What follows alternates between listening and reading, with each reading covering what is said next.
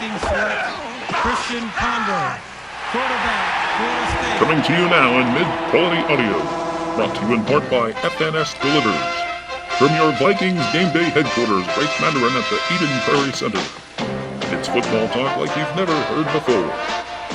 Get ready for America's favorite Minnesota Vikings podcast. With your hosts, Sticky. I really hated what he did. I hope he starts on fire. And Bun. You have gotten naked and are standing right in front of me and are doing thrusts.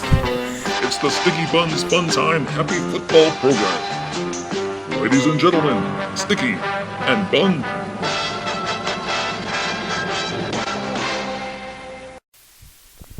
Welcome, Bun.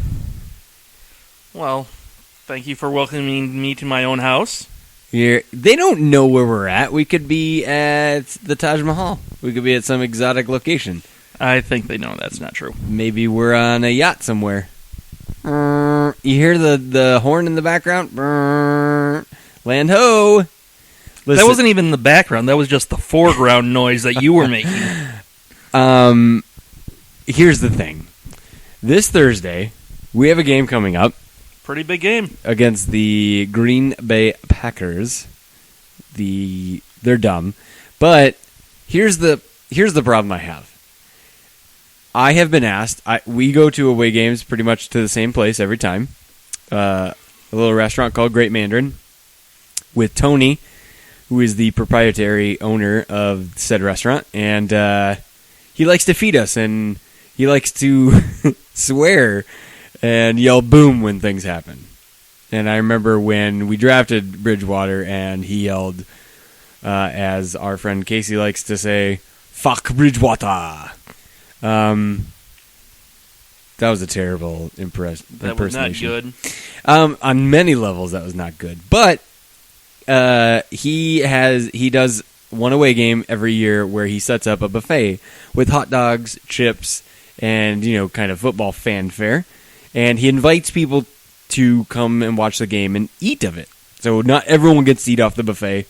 They can still order off the normal menu, but he's kind of weird like that. He invited me and said, invite your friends. I invited you, Mr. Bunn, and I noticed today, the day I invited everyone, you have not said yes, nor have you said maybe, and then you dropped a bomb on my life when I got here, when I asked you about it, and you said what? What did you say to me? I said I have a better offer, or I may have a better offer. I stand by my position that the only way that's possible is if someone like Emily Blunt is showing up naked to your house. Do you know who Emily Blunt is? No. I think that's her last name. John Krasinski's wife. She was in The Edge of Tomorrow. She was in... It doesn't matter. Is she the main actress in... Yes. Okay. She's incredibly attractive. She's attractive. She's incredibly attractive. Okay. Angelina Jolie, if she's here naked, yes, you have better options. That used to be my celebrity crush. She doesn't have boobs anymore. Oh, yeah, they got cut off, right? Yeah. Does she have fake boobs or something now? I don't think she even has fake boobs. Ugh. That's so disappointing in life. I mean, I feel bad for her for obvious reasons, but you have ruined my life now, Angelina Jolie. But you have not told me, because I told you to hold it onto it, mere seconds. What could you possibly be doing that is more important than eating hot dogs with Tony and me and watching the Vikings play the Packers? The youth director at my church. We've been talking about getting together at his place to have a meal for a very long time. He is a Packers fan. You've met him. I have? He came to a Great Mandarin once. I don't remember. But I don't remember yesterday, so that doesn't surprise me at all. So, since he's a Packers fan, we usually make bets about the game, about having to wear the other jersey to church the next week or whatever. And so, it's possible that if he can get the okay from his wife, that I will be watching him. You should hold the thing like a penis, because you cut out a little bit. Here's what I'll say. Give me the number of his wife, because I want to convince her that he should not be able to host this. I'm not sure what Sarah's phone number is. Well, I will call the church and get it then, because She doesn't go to our church. he is cheating. He is using God on his side to convince you to not go to this place. That's terrible. I feel like that's a sin. Is that a sin? I don't think so. It's definitely one of the 11 commandments. In fact, I'm pretty sure it's the 11th. I have no factual information to base this off of, but I heard that when he came down from the mountain, there were 11 commandments.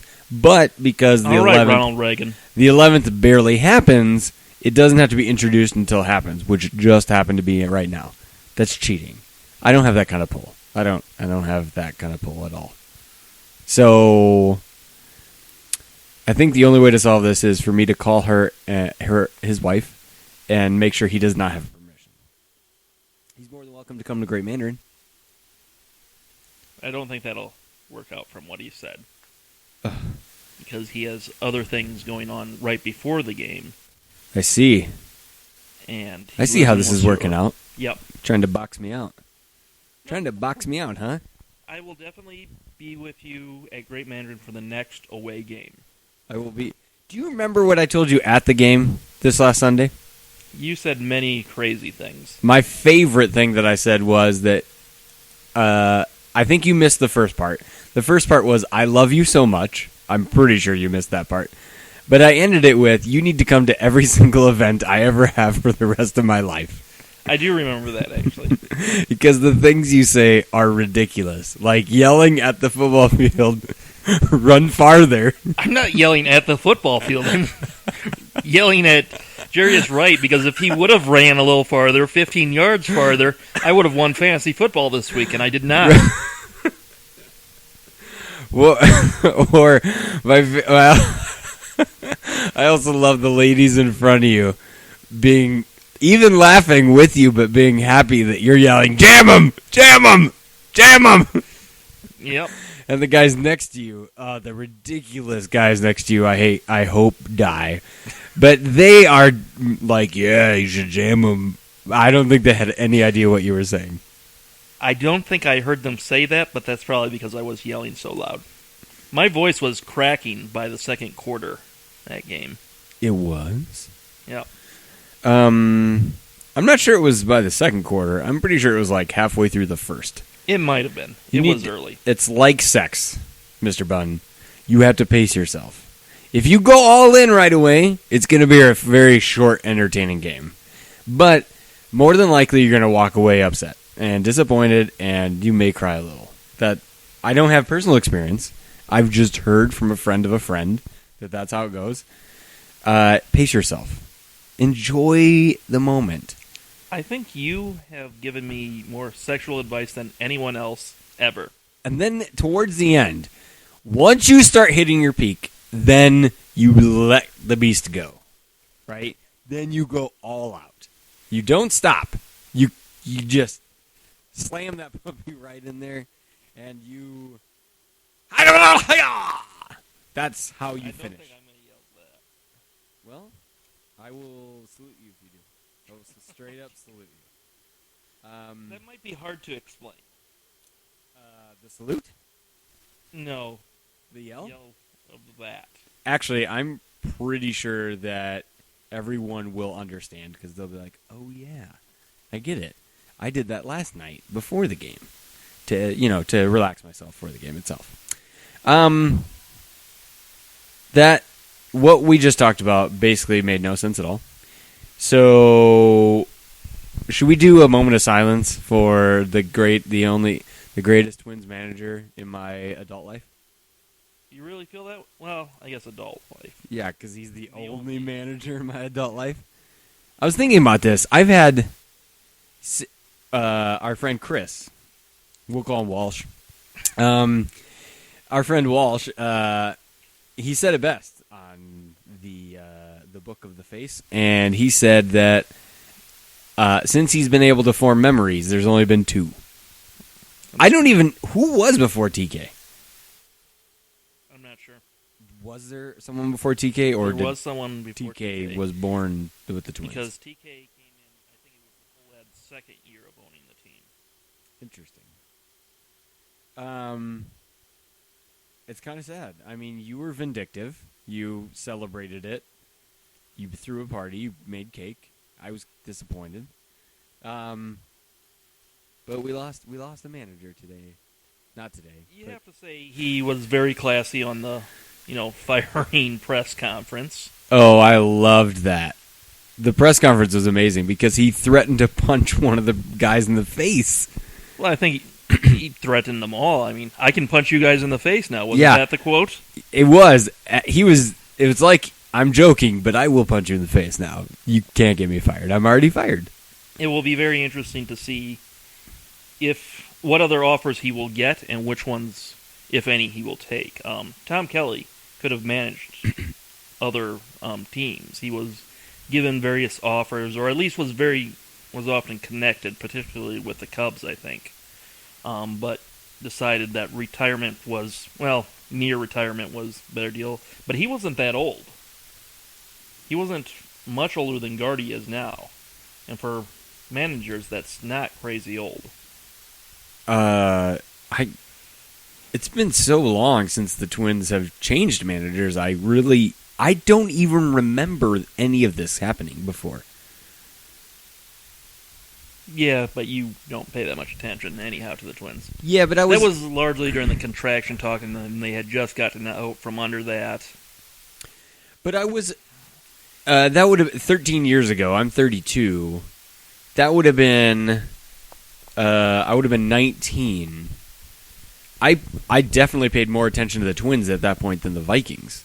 Did you really? Yeah, I've always been a Viking fan, but it wasn't until I was probably 22 or so that I started actually being a crazy person. And I went to all the big Twins games. I mean, I went to Viking games too from Iowa. But maybe it's because I was more, I was here for the summers. I wasn't here for the winters or the falls or the springtime. The Valley Fair years. Yeah, so that probably is why I don't remember a whole lot of this going on. No one talks about anything in Iowa except for farming season, planting season, harvesting season, and then Raining season, snowing season. yeah. It will be very interesting because this is the first time Terry Ryan has really had to go out and choose a guy to hire. I mean, last time Ryan Gardenhire was kind of TK's pick. They just kind of moved on from there. It really wasn't much of an interview process. I'm not even sure if they interviewed another candidate. The only other time Terry Ryan has really hired someone for a big position like that was Bill Smith, and that went poorly. Yeah, I remember that. That did not go well. Yeah. I mean, he did a good job of gutting the team, but outside of that, and costing a lot of money. Still with the team. Still with the team. And it's like he disappeared from the planet. Well, yeah. I mean, he had to. He did have to. I'm pretty sure someone was going to make him disappear. And from what I understand, I don't pay much attention to this, but he was a big part of planning the new stadium, so he evidently was very good about that. That's the good. new stadium is gorgeous. But no, it'll be very interesting because this will be the first time Terry Ryan has really had to hire someone. I kind of wish they would have gone one step farther and cleared out the front office too, but that's just me.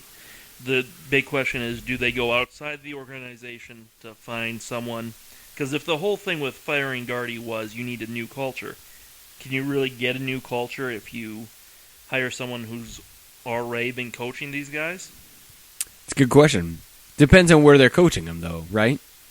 Because isn't the hot name Molly? Yeah. Where's he even coaching? AAA? I think he helped with the majors, but I'm not actually sure what his exact title was. I have no idea. I'm not going to lie. I have no idea at all. And I'd be okay with him as a choice. Me and the intern were actually talking about this earlier. I'm okay if they go with Molitor, Minkiewicz, Dougie Baseball. Gotta love Dougie Baseball. That's because he's Dougie Baseball. Like Johnny Football, but he's for Steinbach. baseball. Steinbach. I'm fine if those three guys are on the coaching staff or even, the manager. I could be talked into any one of those guys. Okay. Everyone else needs to be completely from outside the organization. And they definitely need some Latin guys, Latin American coaches. Someone has to have Spanish as the first language just based on the guys they're bringing up. So I could be talking to those guys. I know Ozzie Guillen has talked about. I'm not sure how serious that is or if that's just some people really wanting to see that circus come to town. I would have been very happy with or interested in Ozzie Guillen a couple years ago. Now I'd rather they go to someone who has been a part of staff that's been more innovative recently. Sure. I know the Pirates are always talked about of being really, really, really willing to try new stuff. I would like someone from there. I've mentioned the Rays as another team to try to poach some Like coach Madden. Because Madden seems a bit forward thinking. Yeah. He's got weird glasses. That's got to count for something. It really should. I would agree with that. And actually, the one issue I have with if they do stay inside the organization, a lot of those guys have been with the organization for a while. I wonder how many outside coaches they know well enough to bring in. Good question. So that might be an issue there. But yeah, we'll see how it goes. It'll be interesting couple weeks. I can't imagine they want to wait a really long time to hire someone. You want to fill out your coaching staff, especially since none of the guys that they have on their staff have contracts, so you don't have really any of those guys locked up, and any of them might leave if you do think some of them should stay. You were doing so well, and you still are, but you should point the mic more towards your face and less towards space. All right. I mean, I keep switching hands with it. It's awkward holding it like this, and I just keep moving it back and forth. what do you think wives everywhere feel like? That's right. Because I said you hold it like a penis. I understood. This is definitely not a G-rated podcast. No. So, I think that's enough Twins talk, unless you have any final thoughts. I have no thoughts outside of I'm really a fan of Jake Taylor. I think if we can get Jake Taylor to come in and manage this ball club, we're going places. Because he knows what it's like to take a team that maybe has some talent, but just needs it going in the right direction, and to avoid losing seasons. This is a movie reference, I'm assuming. Absolutely. Major League? Jake Taylor was the catcher. Bull Durham? No, Major League. He was the catcher in Major League. He was the catcher. Because Lou Brown was the manager. But I think in Major League 3, I don't know how he got that far. We should have stopped at Major League 1. I think in Major League 3, he becomes the manager. Because I don't remember. It's been a long time, but I think Lou Brown dies. Lou Brown or Jake Taylor. Any of them. Bring them in. I'm all in favor. Plus, Jake Taylor knows what it's like to play. He was the catcher, and after they won the game, when he had no knees, basically, he still could run into the stands and rescue the woman of his life. What else do you need in a manager? Let's be honest. Nothing. That's the answer. I'll answer for you. Great. So, you're saying we should move to subjects I actually know anything about? perhaps. Okay. What'd you think of the game? Congratulations to the Minnesota Vikings for defying all odds and winning, even though I think in the end they were actually favored by Vegas odds makers, not in real life. Really? Well, it's that tricky thing where they were favored by a little, but I don't remember how this works. I mean, I know Atlanta is supposedly really bad on the road, or I know that now because that's Because you saw it. what everyone is saying now that they lost. So it's another road loss for Matty Ice.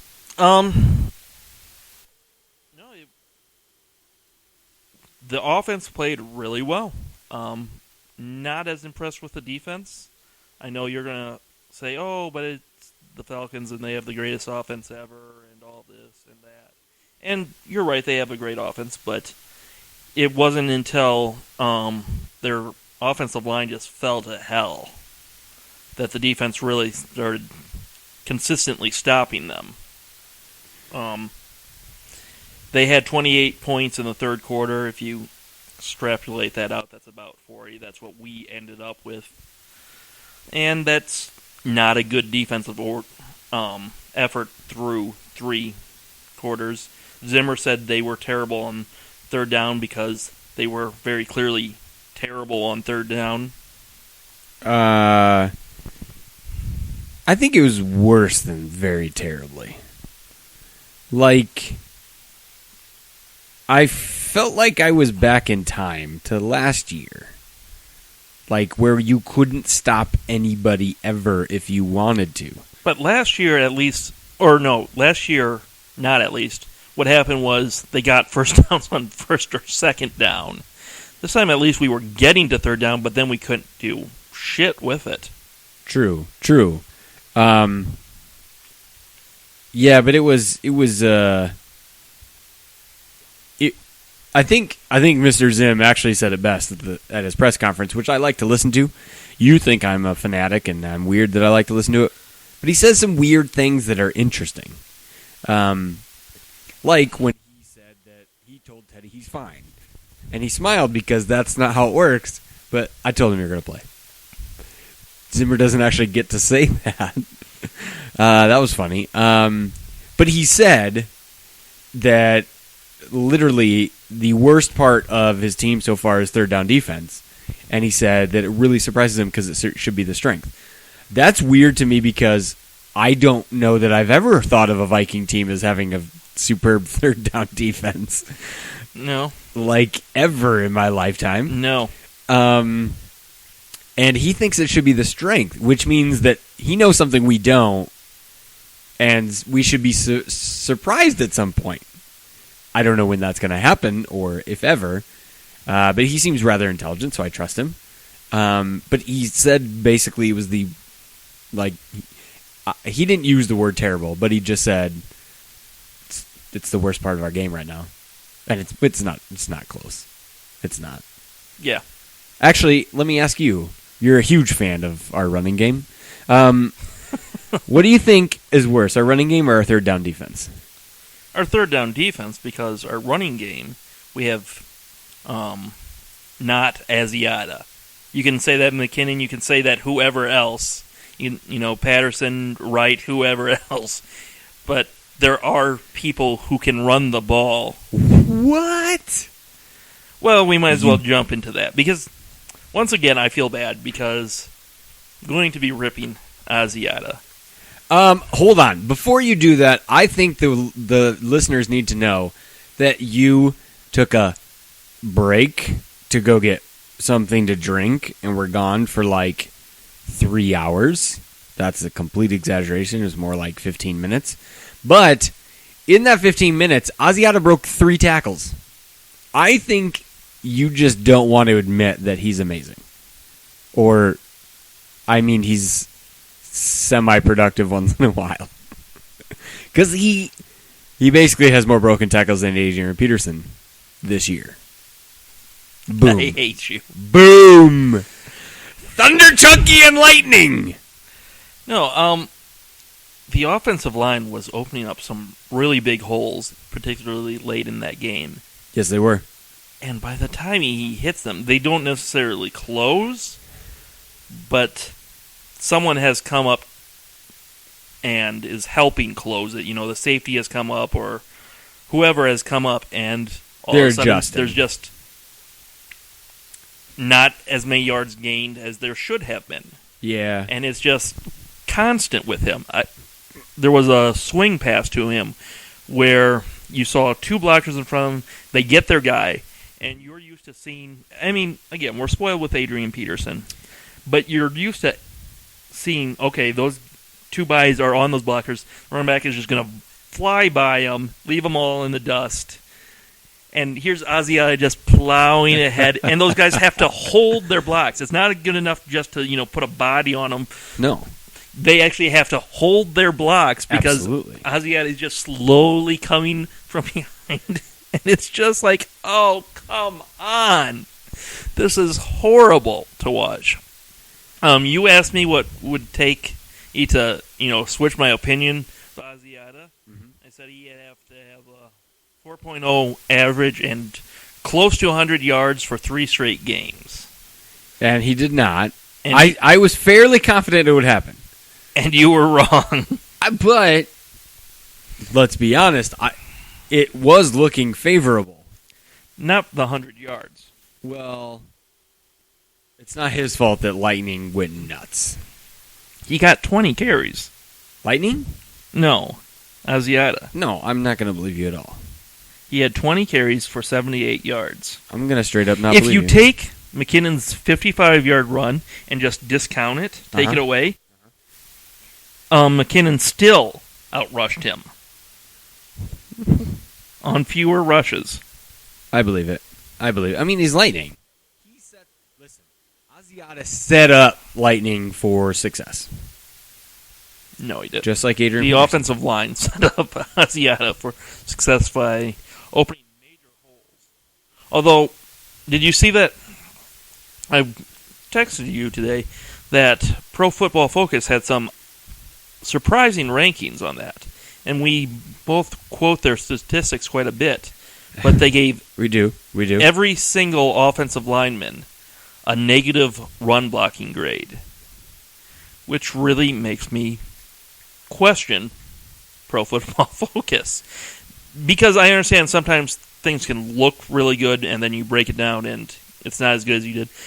But there were wide open freaking holes a lot of the time. How do you get just miserable scores for that blocking job? I have no idea. I mean, I know. See, this is where you're a little more specializing it in terms of run blocking. I know that Khalil Lodeholt had positive scores. In fact, Lodeholt was a top 5 scorer on the Minnesota Overall. Vikings. Yes. So I haven't looked to see, breaking it down, pass, block, those sorts of things. So I have no knowledge of that. I generally, when you send me things like that, I just think you're wrong. So I don't look into it very deeply. What did I even respond to you? No, I think you I didn't. just bypassed it. Or you said one thing and then I corrected you and then No. just bypassed it. Well, what happened is, I think you then told me what the better stat is that our quarterback performed even better under pressure, and I only responded with Gump, which is Teddy Two Gloves' nickname, which means greatest under massive pressure. That was something they gave him in college. I did not make it up. You don't like it. I think it's just fine. I just don't get excited about college nicknames. Or college. You should. Well, no, you shouldn't. You shouldn't. Just stick with the Vikings. I don't know if the run blocking is accurate. I have no idea. Do you want me to We're call? still going to continue to quote the statistics, but it does because there's nothing better out there is the problem. Correct. Well, that we hear about. I tried to use Football Outsiders once in a conversation with you, and you got all upset. And they're not reputable because I haven't heard of them. I had heard of them. I don't remember why I thought they were not reputable. I think it had to do with they said that Aaron Henderson was the most underrated linebacker in the NFL. I liked Aaron Henderson at that time. He had not had his troubles yet. But even that was a bit too far away from Normalsville. You know what I'm saying? Yep. What else did you like about the game? Besides the running game that you obviously just said you loved. Yeah. Who? I like McKinnon. I like What? the game with the offensive line. What?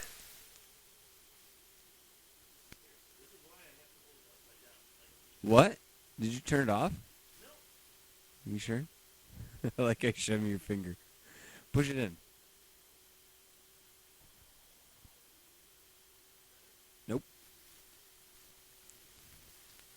Hello? Nope. Keep testing. This is kind of funny for me because I get to see this. You pulled it out! It's still not registering. Oh, this really sucks. I can hear it snap, crackle, popping. What'd you do to it?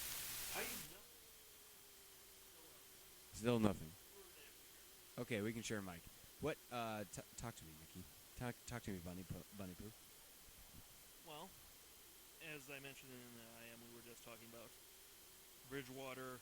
What was he? 7 for 9 for 100 yards on 11 dropbacks where they sent blitzers, and I think one of the other times was his touchdown run. Not sure what happened on the 11th play. So obviously he played very well when they sent guys. That's very encouraging. Are you hearing me? Boy, that seems quiet. This is going to sound weird when it's actually being recorded. What did you do? You completely messed this up, I think. Hold on. We're having technical difficulties here. Hopefully this is working better now. And we're back! All right, we're back with one microphone. So I'm not sure how much of the last part of the conversation got through, but Teddy under pressure was very impressive. That's encouraging. I do think some people got a little overly excited given how few of his passes were deeper than 5 yards. He looked good when he threw it further than that, but he didn't have many opportunities like that. The game plan was clearly to make it very simple for him, especially the first drive. I think the first, 5 or 6 passes I heard, none of them were deeper than 1 yard. Of course, that's still better than Ponder because that's all he could ever do. And we'll have to have that conversation later when we're talking about this week. But that's what else I like. Wait a minute. We have to talk about it later? You think Christian might play? I can't wait! We'll save that for when we start talking about the Green Bay game. Okay. So that was encouraging. Josh Robinson continues to be a lot better than he has any right to be. I feel like just saying that is going to jinx him, and he's going to have a game where he just constantly falls over his own feet. But he is really playing well. It will be interesting to see if they might let him start certain games because Captain Malik has been playing okay. He has not been nearly as bad as some people we've thrown out there in the past, but he hasn't been quite as advertised, especially this game. He had a rough game. I did hear he was sick this week, so maybe that had something to do with it. But he was the one, we can't say for sure, but it sure looks like he was the one that screwed up on the first Ronnie White touchdown. He missed a tackle, I think, on Hester's touchdown catch. Or maybe we could see him come in on games where officials are calling the game really tight, and Xavier Rhodes is having one of those games where he's just getting called for penalties for doing what he does. Is it quiet again? I'm holding the mic really close to my mouth. So, what are your other thoughts on the game? I generally enjoyed the game. It was fun for me. I had a good time. I like to laugh at you when you say things on the field. Well, you weren't on the field, but when you were yelling them at people. Yeah, I'm not waiting for Josh Robinson to fall on his face because just like last year, I said he's in the wrong position. He's a good player. And everyone laughed at me. You were all going to laugh at me. And then what happens? You move him to the outside and boom, he's not. He's a good player.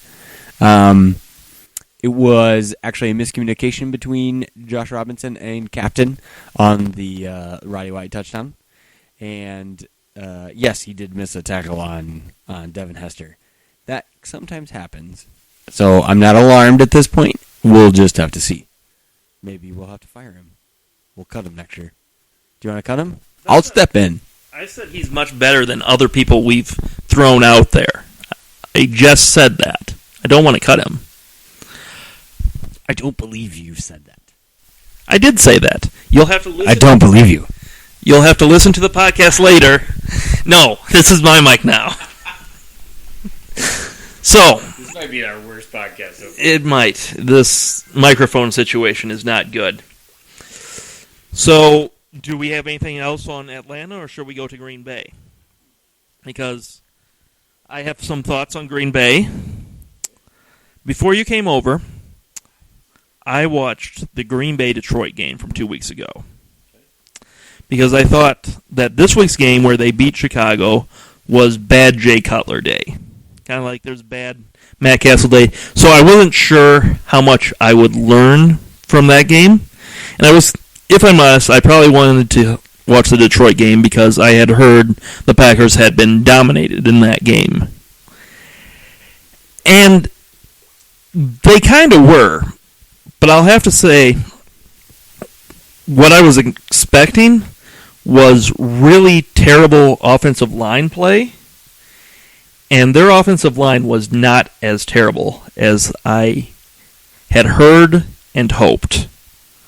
It was not great, but particularly in pass blocking, they were very, I don't want to say, they were an average pass blocking team, where I was getting the impression that they were terrible. They certainly weren't stonewalling guys, but a lot of the pressure that Rodgers faced was because he never likes to give up on a play.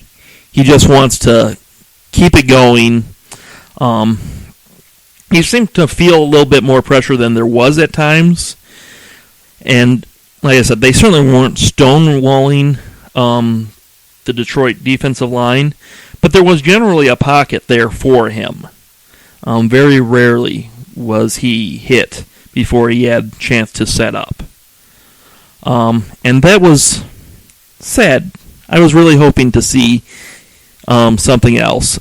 Pass or run blocking, they weren't as good. They weren't miserable, but there were certainly some bad plays, and they weren't getting a lot of push. And I will say the safety that Detroit got in that game may be the worst blocked play I have seen in my life. That was terrible because the ball was on the 1 yard line. So, you're trying to be careful for the safety. The Lions only had 7 guys in the box. The Packers countered with 7 offensive linemen, or tight ends, 7 guys on the line blocking, and ran to the right.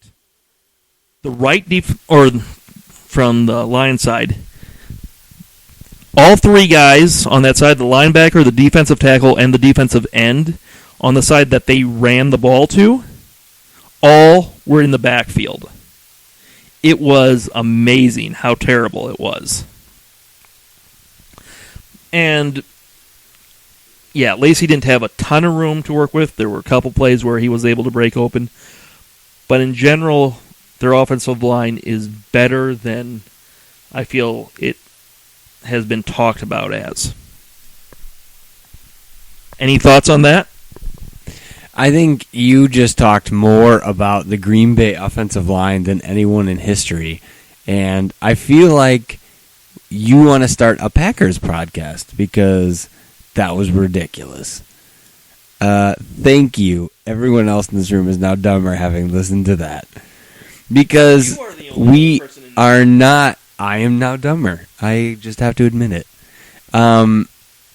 I don't care about the Green Bay Packers offensive line because I know my defensive line is better. And I don't trust the defensive line for Detroit because I don't think they show up on a consistent basis. I don't think they ever have. I don't think they ever will. I think the last time I saw them do that was the first game of last year. And because it's the first game, everyone shows up because it's the first game. So no. And sure, the Packers have a lot of terribly blocked plays, and Aaron Rodgers does make a lot of mistakes when he's trying to buy time and just just running around back there. But I will say this. He also has some ridiculous plays when he does that, where his mechanics are redonkulous. They're horrible. Like, there's no way that's not intercepted. And instead, it becomes a laser straight to the hands of his wide receiver and ends up in a touchdown normally against us. And there's nothing we can do about it, and we want to cry. Which, it's now Teddy time, okay? Either that or oh thank heaven for number 7, so it doesn't matter. I did not watch the game, the Detroit Lions game. In fact, there are only 2 times when I will ever watch the Detroit Lions game. One at home against us, one away against us. That's how much I care about the Detroit Lions. I can't say that I'm really that afraid of the Green Bay Packers. They represent to me a better version of Atlanta. Great offensive weapons, a better offensive line, a better defense, but their defense is they have better playmakers in the secondary, and I know they have Clay Matthews. I haven't heard anything spectacular about him this year. He has played well in that game until he got injured. The Lions' offense really didn't do anything until he was injured in the third quarter. That was when the Lions' offense finally got their only touchdown. Actually, A.J. Hawk was making a lot of plays in that game. You mean one of the ugliest men in pro football? I don't know how he looks. He looks like a grown-up, like a Neanderthal version of Sam Cassell. You would know what the Packers linebacker looks like.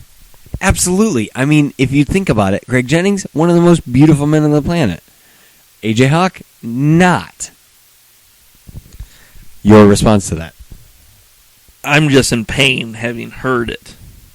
I wish, we have to take a moment here to say I wish that people could see how I have to constantly change the volume, and this podcast probably sounds terrible, because where you hold the mic is literally all over the goddamn place.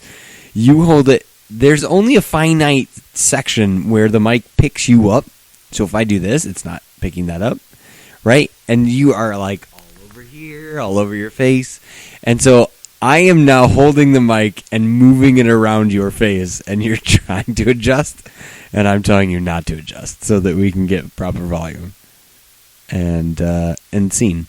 I'm not afraid of the Packers. They don't represent a good defense. Their defense played pretty well in that game. Fantastic. Our defense played pretty well in one game too. Congratulations. Yeah, but the Lions have a much better offensive weapons than the Rams have. They do. They have 2 wide receivers and a quarterback who makes a lot of mistakes. I don't care about Reggie Bush or Joique Bell. I don't care about them at all. If you were to classify Asiata and Lightning Bolt McKinnon as the 4th best running back duo in the NFC North, Joique Bell and what's his name? Reggie Bush would be 3. They're not that much of an improvement. Reggie Bush is a grown-up version of Jerick McKinnon, and Joique Bell, he gets more yards than Asiata, but he does nothing for me. He does nothing for me at all, ever, like in his life. Maybe at birth, I was congratulating him, but that's about it. It's great that you have all these opinions about a team you don't watch ever. I have seen them twice a year for at least the last 10 years. Twice a year. Actually, probably before that, because they were really cheap tickets for a long time. Still probably are. The Packers' defense also looked really good against Chicago. I disagree with that statement. Because we watched that game together, for the most part, right? We saw where it fell apart, and that was not the Green Bay Packers defense looking good against Chicago. That was Jay Cutler saying, "Let's make this fair, guys. 500, and just throwing it to the other jersey. That I don't like Jay Cutler, and this was not his finest moment. I agree, it wasn't Jay Cutler's finest moment. We've seen defenses, though, that drop those passes and don't take advantage of it. And, at the very least, you have to say they did. They closed on it, yes. So they were presented with gifts, and they accepted them, which doesn't always happen. Ask Harrison Smith. Since he dropped that interception at New Orleans, those 2 interceptions, he has caught 200 balls every day after practice from the jugs machine. That is a determined SOB. I like Sam Shields. Good cornerback. Wished he had entered the free agent market and we had gone after him. Was it last year or the year before? Their safeties do nothing for me. I guess maybe Clinton Dix. He's good. He's definitely saved a touchdown. But I don't know how he's been doing outside of that. I was a fan of him coming into the draft. I know he has at least 1 interception. Okay. But their other cornerbacks, Casey Hayward, I like him. Their linebackers don't do anything for me, and their defensive line without B.J. Raji does nothing for me at all. I'll agree on the defensive line. I will say the linebackers looked really good in the Detroit game.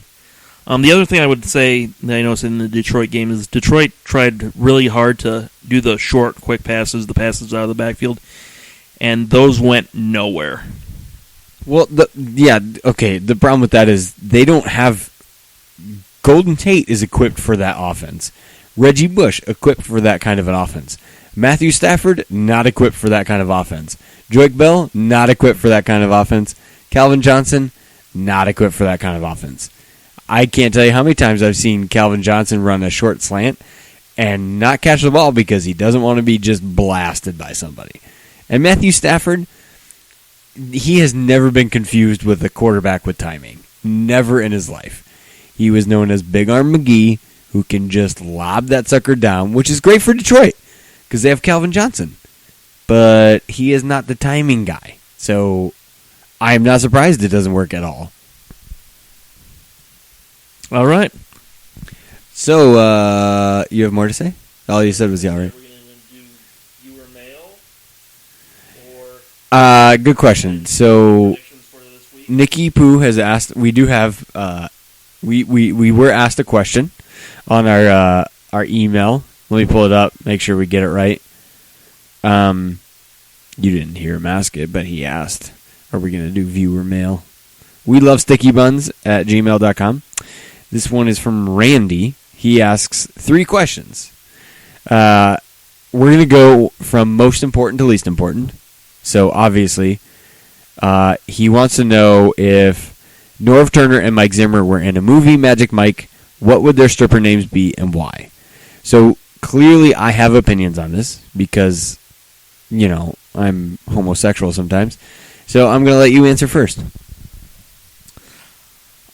I'm bad at coming up with names for these sorts of things, but I'll say I think Norv Turner would have a terrible stripper name. I'm not sure what it would be, but it would just not be appealing at all. It would be something like Nighttime Norv or something just really nocturnal Norv. It would Norvy.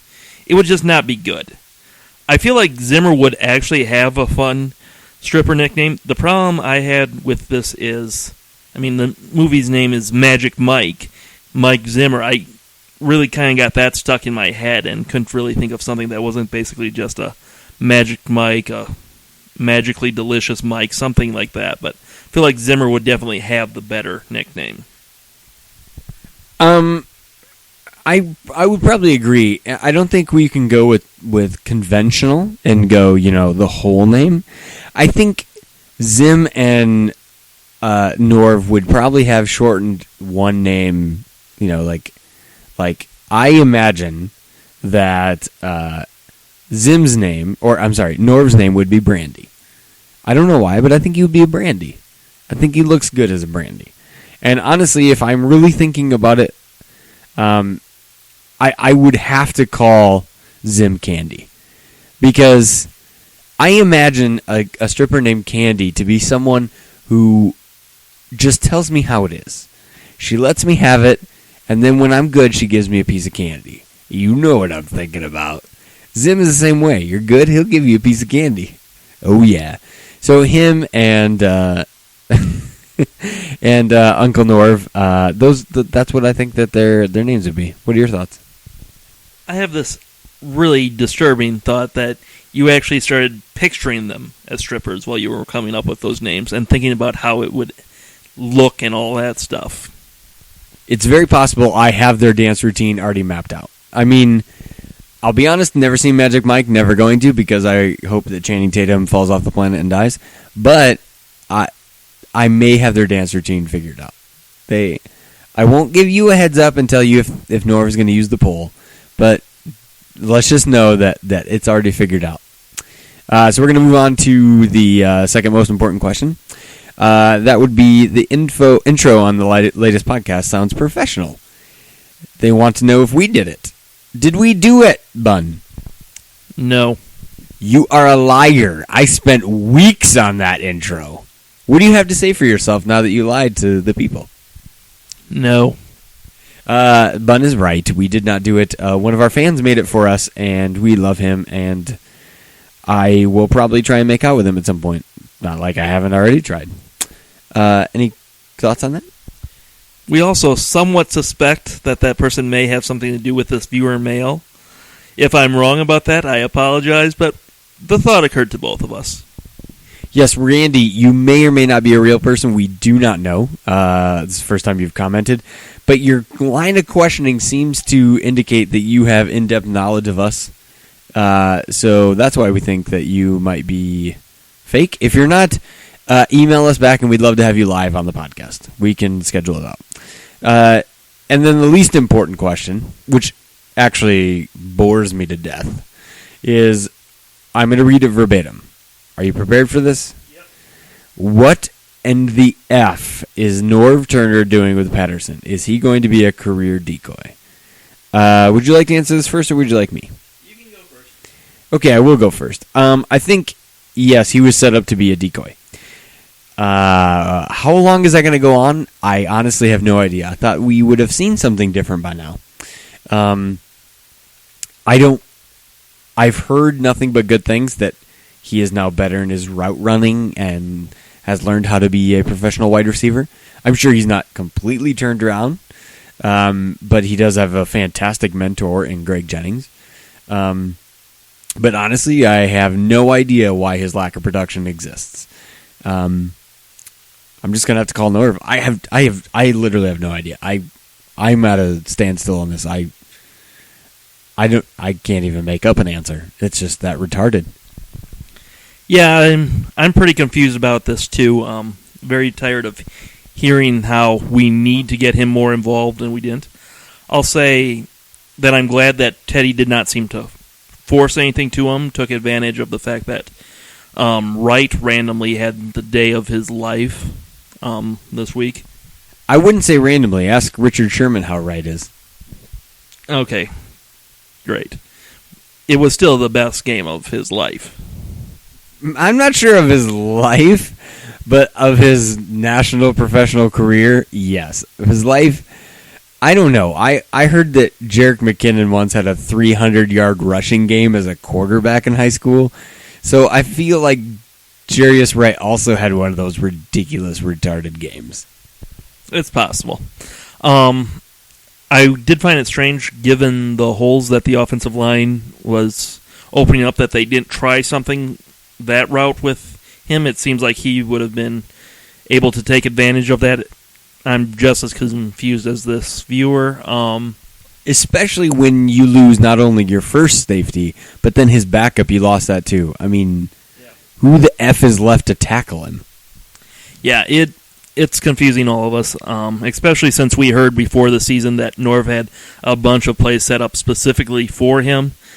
And at this point, even if you have to go back to the old Harvin offense where you're throwing a bunch of passes to him behind the line of scrimmage, I think you got to find something. I will say that if you were saving some plays to bust out against Green Bay, would not be a bad game for those plays to suddenly materialize. I would agree with that. And in fact, Patterson is interviewed on local radio stations every week, and they ask him, "Are you a career decoy?" They actually asked him that question. And he said, "I trust in this coaching staff. Whatever they want me to be, I'm ready for them." Good. That was short and sweet. Let's go to predictions. I predict that the Christian Ponder-led Minnesota Vikings will trounce the Aaron Rodgers-led Green Bay Packers, and defeat is imminent for them, and we will ride off victorious. I don't actually think Christian Ponder is going to play. He might play maybe some. I think Teddy's going to play. They held him out of practice yesterday intentionally. They probably held him out of intentionally today. He did do some running and some activity today to see where it is. But for all intents and purposes, he rolled his own ankle. It's one of those that hurts a little bit. It's a little tender. Tape that son of a bitch up and go out to work. Plus, he said that the same thing happened to him in college. That on a Saturday, he rolled his ankle, and then he still played on Thursday. And it wasn't even a rolled ankle. It was a broken wrist and a rolled ankle. And he played. So I still think he's going to play. If he plays, I think we win. Because I think he's good at dissecting a defense. And I don't trust Green Bay, as I've already told you. I kind of feel like our defense is better on the road than at home. We were pretty good against St. Louis. We were pretty good against the New Orleans Saints, save for basically 3 drives. And I know Aaron Rodgers, if you give him 3 drives, he'll also put up 21 points. But this is not Matt Castle, and this is Teddy Bridgewater preparing a whole week, so I think we can also score. So I'm actually very intrigued. I think we have a good chance of winning. So I will predict the upset of the Minnesota Vikings winning. It's not an upset because I already know what's going to happen. And I'm going to say that we're going to win. Let's go with 24-21, Minnesota. If Christian starts, thank heaven for number 7. I still believe in him. I miss him every day. But we're probably going to lose. I'm sorry, Christian. I'll still cuddle with you later, but that's a fact. Mr. Budd. Okay, I'm very glad you added that last section because, honestly, you talked for a while there. I think I only heard the last 2 minutes after you said that Christian Ponder would lead the team to victory. I was honestly just in pain. My mind just shut down for a little while.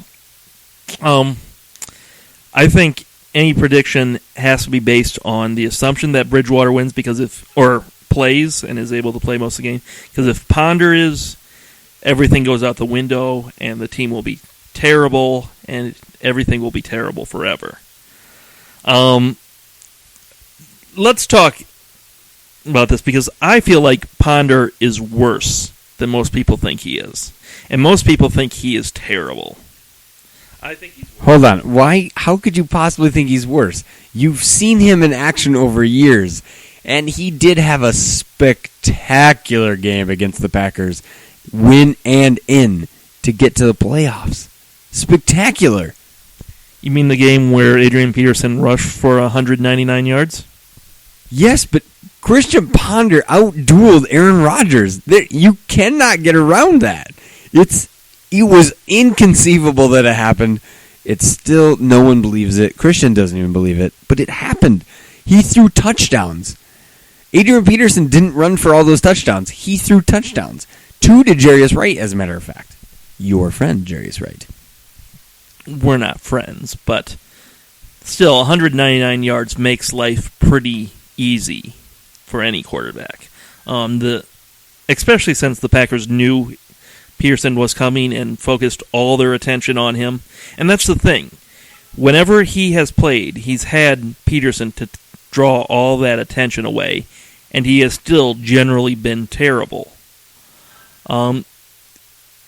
He can't throw, or at least in NFL games. Physically, he can do it because we've seen him do it like during training camp. But he can't hit guys on the run, which is just amazing to me. He maybe hits 2 guys that are moving in his best games. He hits 2 guys while they are running. a game other than passes that are, at or behind the line of scrimmage.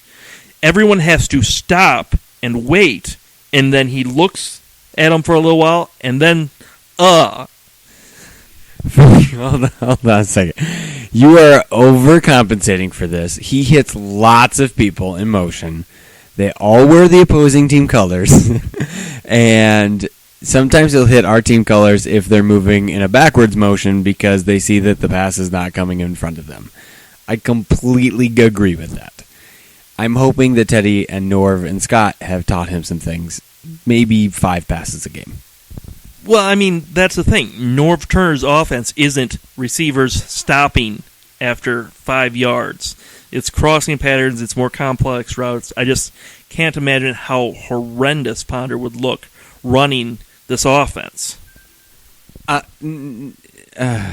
Yes, Norv's can be very complex, but it's not predicated on quick passing. It's not predicated on timing. It's predicated on long ball. And he also... This year? Yeah, this year. How many passes have gone over 20 yards? Oh, you are fiery. Hold on. You need to say that to the mic. How many passes have gone beyond 15 yards in the air this year? Hey, listen. It doesn't matter what's called, right? There has to be execution. So it's been called. Did Matt Castle execute it? Teddy Bridgewater was playing on a different game plan than he was accustomed to, right? Because he wasn't supposed to play, and he threw longer passes in the Falcons game. He had no, more than 2 or 3. I will bring back that chart next time we chat. But Norv Turner's always been predicated on 5 and 7 foot drops and long ball. That's why we wanted to keep Jerome Simpson, because that's pretty much all he could do. And he had to make a somersault in the middle of the air and a back dive in order to accomplish that. And Christian he does not have the arm strength of a champion, but he also is not that bad at throwing the long ball. If you remember, we had receivers that was bouncing off their fucking head in the end zone. Devin Aromashodu. We also threw 74 yards to Michael Jenkins against the Packers. Oh, yes, I remember that. No. There are not many quarterbacks in the NFL who throw 74 yards in the air. It was not a shorter pass. Do you want me to... I'll break out the thing that shows how long all of them go. Okay? But he's a long ball kind of guy. The reason Teddy works out well and that it looks different is because he explodes backwards. He doesn't take slow 5-foot drops. He's not like Jay Cutler, where it takes you fucking 5 years to get back there. And that's why you get sacked 9 times a game sometimes. Christian, I don't know if he can explode back there. I've never seen that. Maybe they've worked with them on that. I have no idea. Well, he has imploded many times in his life. In fact, he might have imploded on his wedding day. We don't know. It was at an Arby's or something. I'm not sure. That's where he celebrated his marriage. Yeah, so what's your prediction? Just give me the prediction, you piece of beautifulness. Assuming Bridgewater starts, I'm going to say Vikings lose 28-20. Boo. I don't think we're going to get enough pass rush on Rodgers, and I am worried that... Well, I mean, it's an away game. It's at Green Bay. We don't usually have a lot of success there. The last couple of years have been horrendous. And yeah, our defensive line will have to have by far its best game of the year for us to win. We will have to have a game where the officials let Xavier Rhodes play like he does. Like they did on Sunday. But how many times do they let cornerbacks play like that against Aaron Rodgers at Lambeau?